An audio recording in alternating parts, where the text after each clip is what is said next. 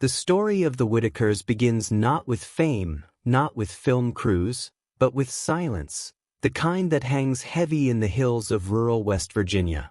Long before they were a name recognized by millions, before documentaries and YouTube thumbnails turned them into a cultural fascination, the Whittaker family lived a life that few could truly understand and even fewer could imagine. Their home sat deep in the Appalachian folds of Odd, West Virginia, a small, weather-beaten house surrounded by fields, barking dogs, and generations of history. From the outside, it was just another old family home in a forgotten part of the country. But inside, it held a story that would one day captivate and divide the entire world. When filmmaker Mark Lyda first introduced the Whittakers through his Soft White Underbelly series, the reaction was immediate and overwhelming. Millions of people tuned in. Some were fascinated. Some were horrified. Some were moved to tears. And others were simply curious about what they were seeing, a family living far outside what society would call normal. The World Meets the Whittakers. The video that changed everything featured 3 siblings, Lorraine, Ray, and Timmy, sitting on a porch filled with worn chairs and stray animals. Their unique speech patterns, repetitive gestures, and visible confusion painted a picture that viewers couldn't look away from. The world suddenly knew their names, and with it came the question that echoed across the internet. Who are the Whittakers? For some, it was a story of poverty.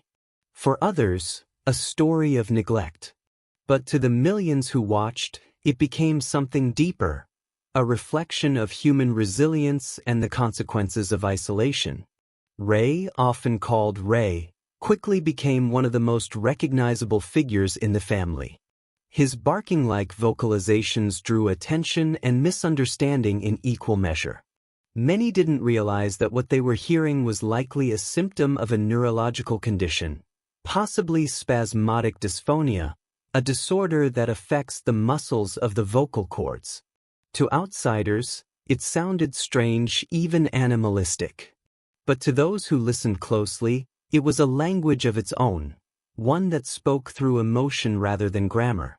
Lorraine, quieter but expressive, communicated in gestures and short phrases. Her eyes carried a mixture of confusion and deep sadness. And then there was Timmy, who, though intellectually limited, often appeared the most socially aware of the group. His drawings, his love of coloring books, and his fascination with names and letters became a small glimpse into his world. Structured, repetitive, but comforting. Isolation as a way of life. Psychologists often say that human development depends on social exposure, language, interaction, education, stimulation. For the Whittakers, those experiences were limited almost entirely to family. The result was a self-contained world, one where behaviors, communication styles, and even perceptions of reality were shaped by the same few people, generation after generation. There are whispers of inbreeding within their family history, though few details are publicly confirmed. What is clear, however, is that genetic limitations, isolation, and poverty intersected to create a lineage defined by struggle. Without access to consistent education, healthcare, or community integration, the Whittakers were left to survive on their own terms, and they did for decades. Their world was small but consistent. The porch was their living room, the yard their social circle, the mountains their walls. They weren't aware of the world beyond, and the world beyond wasn't aware of them, until the camera showed up. The arrival of the camera. When Mark Lyda's Soft White Underbelly crew arrived, it was with curiosity, perhaps even compassion. He wanted to tell human stories, to give a face to the forgotten. But when he met the Whittakers, even he admitted he wasn't prepared for what he found. Their home felt like a world frozen in time. The smell of wood smoke. Dogs barking at unseen visitors. Siblings who both welcomed and feared outsiders. And yet, despite all of that, there was warmth, a sense of family that transcended words. Lyda described how neighbors warned him not to go, saying the family was dangerous, unpredictable, or unstable. But what he found instead was something heartbreakingly human. They weren't monsters. They weren't threats. They were simply people who had adapted to a life of isolation and had survived in their own way. Still, once the footage went live, the reactions were split. Some viewers were deeply moved, donating money, clothes, and food to help the family. Others accused the filmmaker of exploitation, of turning disability and poverty into spectacle. It felt like we were looking at people from another world, one commenter wrote. But the truth is, they're just from a world we've chosen to ignore. That sentence captured the essence of what made the Whittaker story so powerful and so controversial. The Internet's mirror. Why were millions of people drawn to the Whittakers? Was it compassion or voyeurism? Part of it, experts say, comes from human curiosity about the unfamiliar. In psychology, this phenomenon is known as moral distance. People often become fascinated by lives so far removed from their own that they feel both empathy and discomfort. Watching the Whittakers offered a glimpse into a version of humanity unfiltered. No masks, no social polish, just raw existence. There was also a sense of redemption. Viewers wanted to help. Donations poured in, fundraisers were organized, and fans claimed they wanted to give them a better life.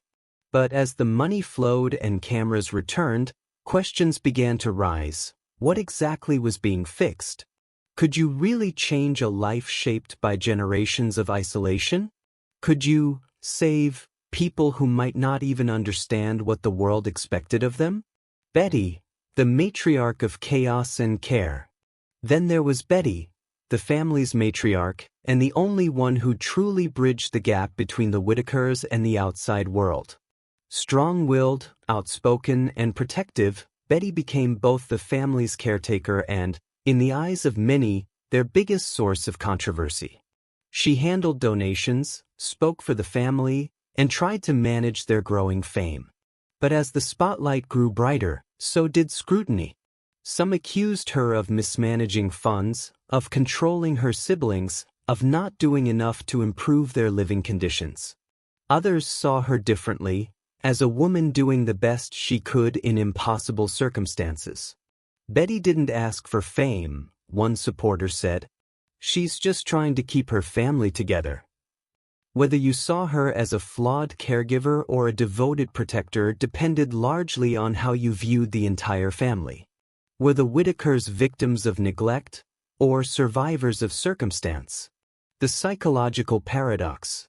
At the core of the Whittaker story lies a paradox that still divides viewers today: the tension between compassion and curiosity. When people watched them, they weren't just observing a family, they were confronting their own discomfort about difference. The Whittakers represented something most of society tries to avoid: the limits of progress, the failures of the system, and the haunting reminder that not everyone gets the same chances. From a psychological perspective, this fascination isn't new. Humans are drawn to extremes: the extraordinary, the unfamiliar, the other.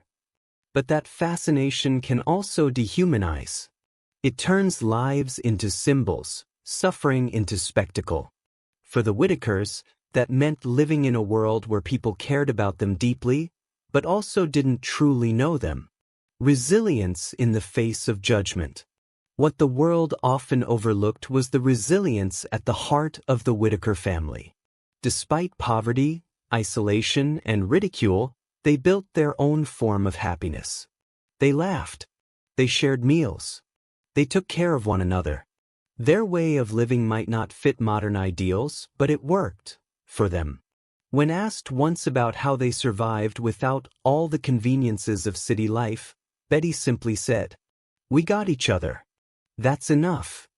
That single sentence carried the weight of generations, and it's the one truth that cuts through every criticism. For all their perceived strangeness, the Whittakers reflected something deeply human: The instinct to hold on to what little you have, especially when it's all you've ever known. The world's obsession with them wasn't just about difference, it was about reflection. People weren't just watching them, they were confronting themselves. What does it mean to be normal? What does it mean to survive? And why are we so fascinated by people who live outside the boundaries we call civilization? The answers lie not just in the Whittakers story, but in what their story revealed about us. How do you feel when you see the Whittakers' life? Do you feel empathy, shock, or curiosity?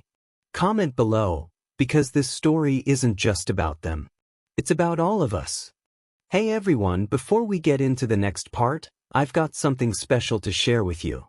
If you're all about making your home smarter, cozier, and just a little bit more you, then you've got to check this out.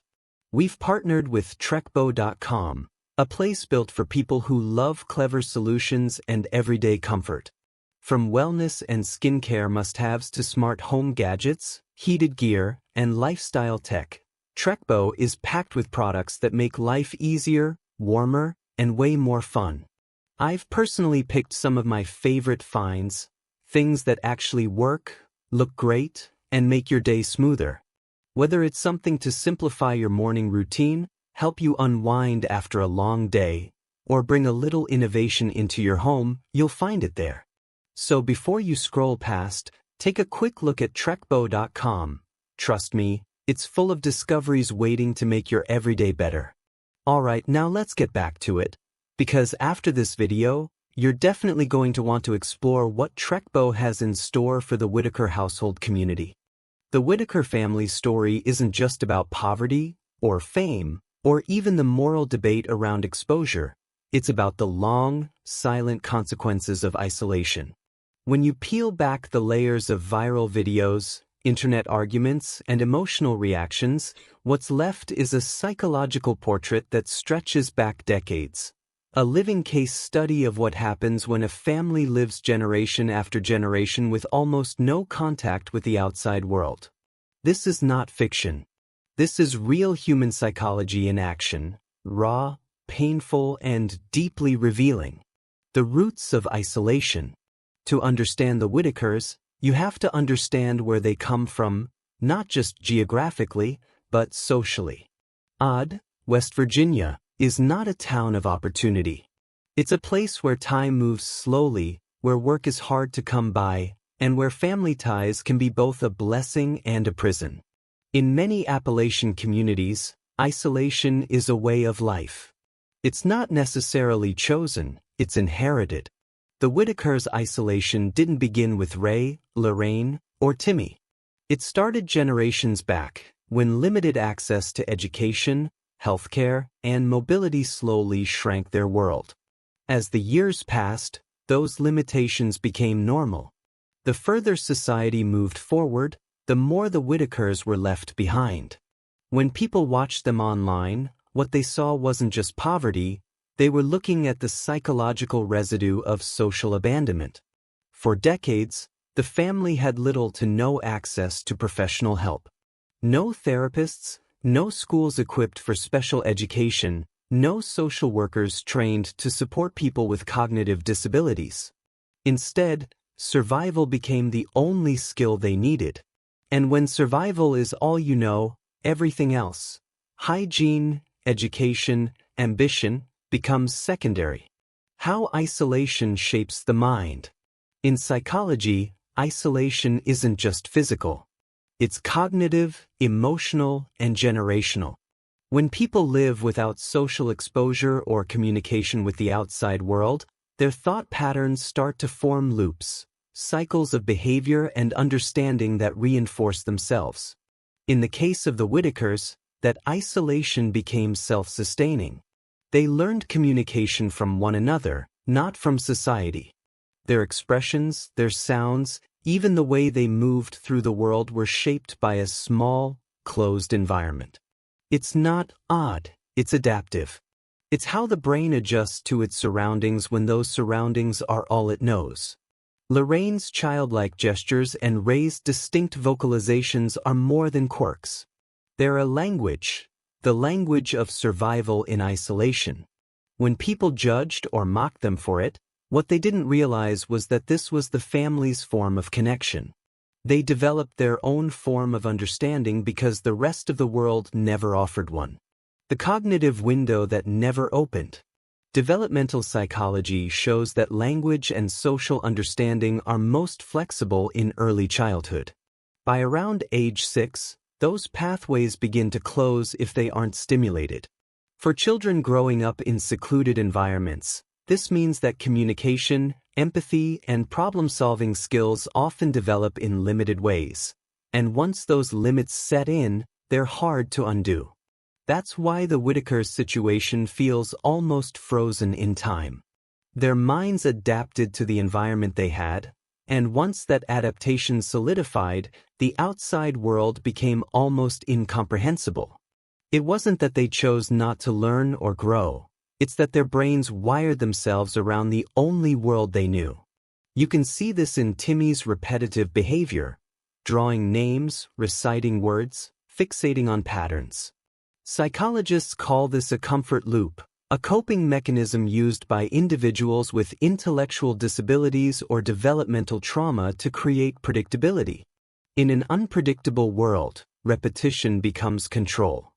And for Ray, whose vocal cords produced sounds more like barks than speech, this wasn't just communication failure. It was neurological adaptation. His brain, deprived of language stimulation during key years, developed alternative ways to express needs and emotions. To him it made sense. To the world, it sounded strange. But to his family, it was familiar. Empathy versus exploitation. When millions of people first saw the Whittakers on screen, the immediate reaction was a mix of fascination and pity. Some wanted to donate, others wanted to rescue them. But behind every comment of, "they need help," lies a deeper question. Help from what? And help into what? Would thrusting them into mainstream society make them better, or destroy the fragile balance they've built?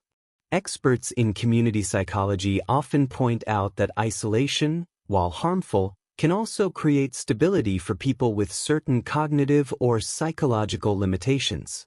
Their routines, however unconventional, give structure to their lives. In the Whittakers' case, their home, their porch, and their shared environment were their comfort zone. When outsiders tried to intervene, that stability shattered. When Patrick and Eric, two content creators who became entangled in the Whittakers story, started filming more frequently, conflict quickly followed. Accusations about money, manipulation, and exploitation erupted online. But underneath all the drama, one uncomfortable truth remained. Everyone wanted a piece of the story, and few stopped to ask how that story might affect the people at its center. The power of exposure. Psychologically, exposure can be both healing and harmful. When a private life becomes public, especially a life built on isolation, it creates what experts call cognitive dissonance. The family begins to see themselves through the eyes of others for the first time. And often, that reflection is painful. The Whittakers were suddenly aware that the world saw them as different. Before the cameras, they weren't comparing themselves to anyone. They were just living. But now, millions of people online were dissecting their every gesture, word, and movement. Imagine living your whole life thinking your world was normal, and then one day the entire internet tells you it isn't. That's not just a social shock. It's a psychological earthquake. Generational trauma and the weight of legacy. Isolation doesn't just affect individuals. It embeds itself into families like an invisible thread, pulling each generation into the same patterns. Psychologists refer to this as transgenerational transmission of trauma. Essentially, the stress and limitations of one generation become the foundation of the next.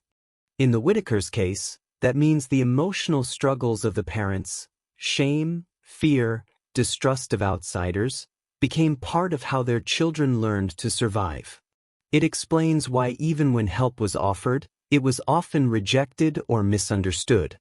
To them, outsiders had always represented judgment, not safety. Betty, the family's matriarch, often embodied this paradox. Protective to a fault, she kept people close but also pushed them away. Her love for her siblings was real, but it came from a place of fear that they'd be taken, exposed, or misunderstood. Ironically, that same fear may have helped keep them isolated for so long. The human instinct to judge what we don't understand. The internet's obsession with the Whittakers revealed something uncomfortable about human nature. We are fascinated by what challenges our definition of normal. But that fascination often hides judgment. Comments on videos ranged from compassion to cruelty. Some viewers expressed heartbreak, others disgust. But both reactions stem from the same root: discomfort. When confronted with lives that exist outside our framework of logic or progress, we project our own expectations onto them. We say things like, "They need to be rescued," or "They should be in care," without considering that our version of help might feel like harm to them. The truth is, we don't know how to process difference, especially when it doesn't fit neatly into our moral or cultural understanding of what a good life looks like. The paradox of resilience. Here's the part that few talk about: the Whittakers survived. Despite everything, the isolation, the ridicule, the poverty, they lived, and they did it together. That's resilience in its purest form. In psychology, resilience doesn't always look like success. It doesn't mean thriving, achieving, or rising above. Sometimes, it simply means continuing to exist, to wake up every day and keep going in a world that was never designed for you. The Whittakers did that, and they did it as a family. They found joy in simplicity. They loved one another fiercely. And even if their lives didn't meet modern standards of progress, they found comfort in familiarity, a form of survival that deserves as much respect as any story of triumph. A mirror to the world.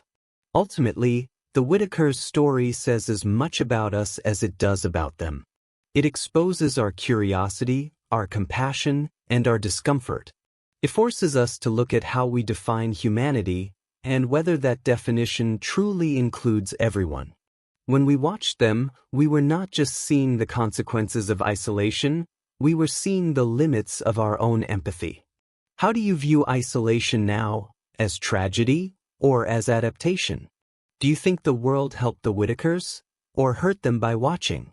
Share your thoughts below. Your voice matters here. When the first soft white underbelly video featuring the Whittakers went viral, it seemed like a miracle. Millions of people watched, shared, and commented, moved by what they saw as a raw glimpse into forgotten America. There were tears, prayers, and an outpouring of financial support. For a brief moment, it felt like the world cared. But what started as compassion quickly twisted into conflict. As money, attention, and ego entered the picture, the Whittakers became more than a family. They became a brand. And with that came chaos. The rise of the Whittaker economy. Within months of the first viral video, donations began pouring in. Viewers wanted to help. They sent money, clothes, food, and more through GoFundMe pages, Cash App links, and even handwritten letters with cash tucked inside. What no one realized was that there was no structure, no official organization or family representative with the training or understanding to manage that kind of support. Instead, the Whittakers' newfound fame became a free-for-all. Filmmaker Mark Lyda remained the most visible figure associated with the family, often stating publicly that he gave them money directly and covered some of their expenses. But outside of that, several others, local acquaintances, online supporters, and self-proclaimed managers, started claiming to act on behalf of the Whittakers. Two of the most controversial figures were Eric Carroll and Patrick Rohr, both of whom began producing their own YouTube videos with the family. At first, they were seen as helpers, people bringing food, cleaning supplies, and comfort to a struggling family. But over time, questions began to rise. Who was really benefiting? And where was the money going? When generosity meets greed. By late 2023, whispers began spreading online that thousands of dollars in donations were unaccounted for. The family's YouTube channel, which had gained massive traction thanks to Eric's editing and uploads, was rumored to be bringing in anywhere from $30,000 to $50,000 per month in ad revenue. The understanding, according to those close to the family, was that the funds would be split 3 ways: Eric, Patrick, and the Whittakers. But when the YouTube checks arrived, that agreement allegedly fell apart. Patrick claimed he hadn't been paid. Betty, the family's matriarch, reportedly saw only a fraction of the money, and fans began accusing Eric of pocketing the rest. Eric denied any wrongdoing, insisting that he had used his portion to cover taxes and production expenses. But by then, the damage was done. The comment sections exploded with anger. How could anyone profit off their pain? One user wrote. In the eyes of the internet, compassion had turned to exploitation, and the once unifying story of empathy had fractured into a bitter war of blame. The toll on the family. While outsiders argued over ethics and earnings, the Whittakers themselves seemed to spiral deeper into instability. Reports surfaced that Betty had lost contact with several family members after Adult Protective Services intervened. Some claimed that Lorraine, Timmy, and Ray were moved into protective care, while Betty was left behind, confused and alone.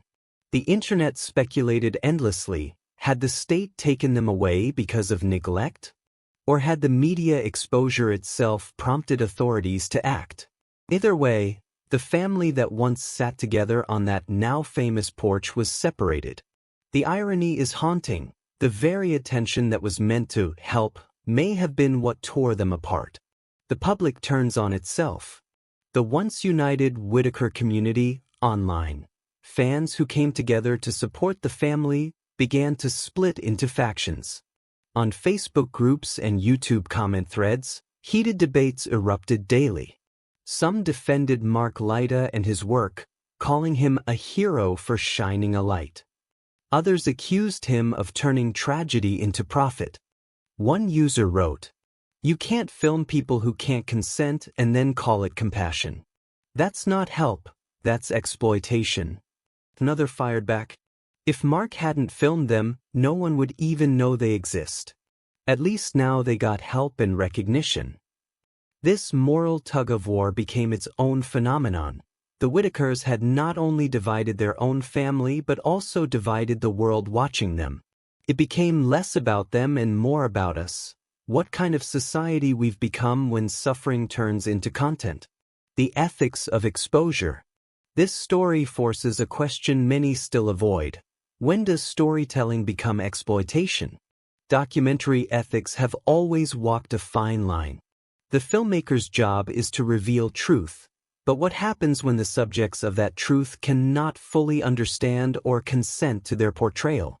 In the Whittakers' case, the balance was especially fragile. Their disabilities limited their comprehension of the internet scale. They couldn't possibly know that millions of strangers were watching, analyzing, and judging their every move. Yet, those images were shared globally, monetized, and dissected. Mark Lyda defended his work by emphasizing that he paid the family and raised awareness about their conditions. But to some mental health professionals, it raised red flags about power imbalance and dignity. It's a debate that doesn't have easy answers, because both truths can coexist. The exposure did bring help. It also brought pain. When empathy turns into entertainment. One of the most disturbing elements of the Whittaker phenomenon is how easily empathy morphed into entertainment. Videos featuring the family routinely hit millions of views. Reaction videos multiplied. Memes and TikToks featuring clips of Ray's voice or Lorraine's gestures spread across social platforms, often without context or compassion. What started as a story of awareness became viral currency. Psychologically, this shift is known as compassion fatigue. When people are repeatedly exposed to tragedy online, they begin to desensitize. The suffering becomes spectacle. The empathy that once felt genuine turns into passive consumption. It's not that viewers stopped caring, it's that they got used to caring. And once that happens, people start to treat real lives like episodes in a never-ending show. The collapse of compassion. By the time state authorities stepped in, the internet's empathy had already fractured. Those who once prayed for Betty now mocked her for bad decisions. Those who once adored Ray and Timmy began demanding updates, like they were influencers, not human beings. This is the digital paradox.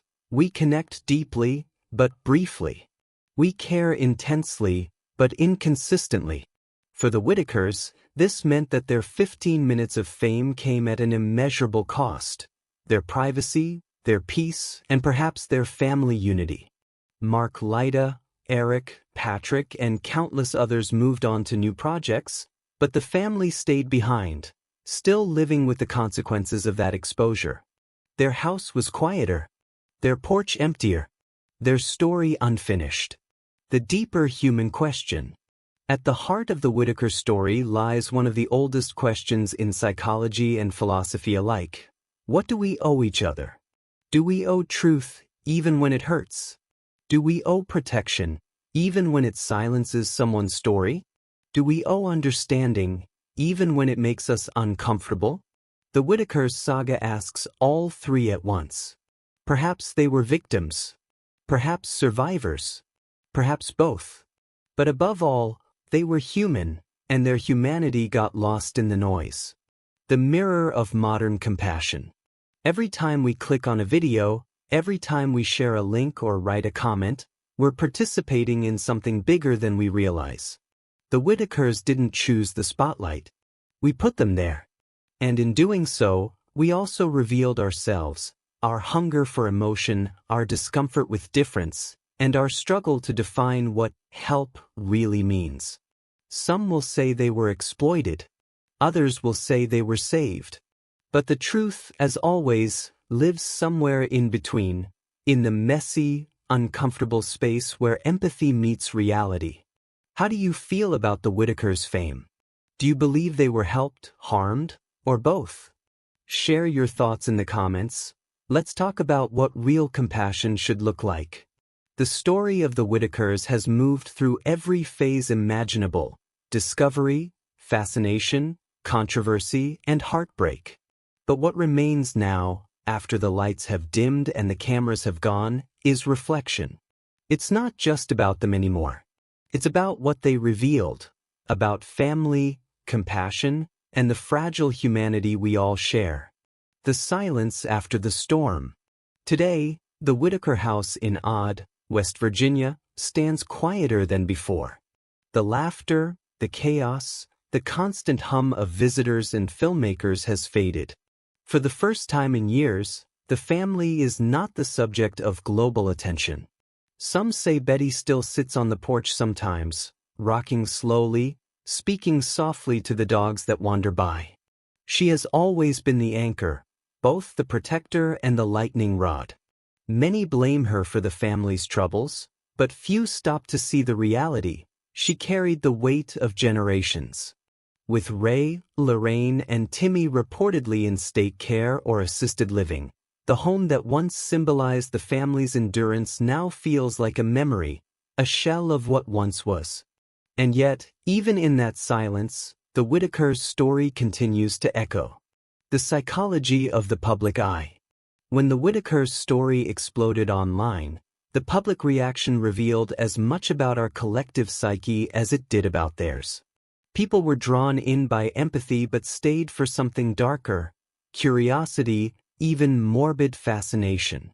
In a world obsessed with curated perfection, flawless influencers, scripted reality shows, polished lives, the Whittakers were raw truth. They were unfiltered, untrained, and unaffected by social norms. And that, in itself, was revolutionary.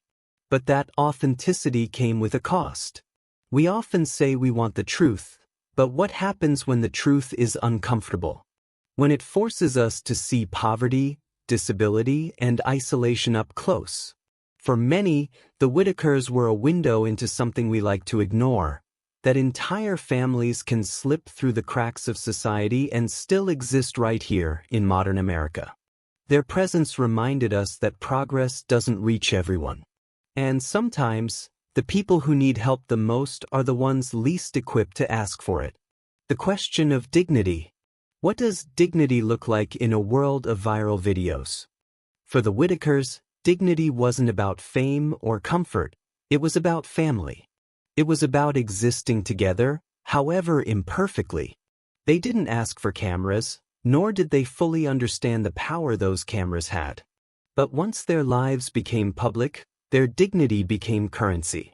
People debated their worth, their choices, their capacity, all from behind screens.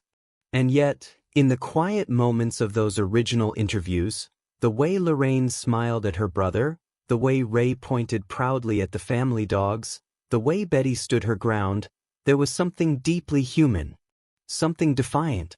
They were not ashamed of who they were.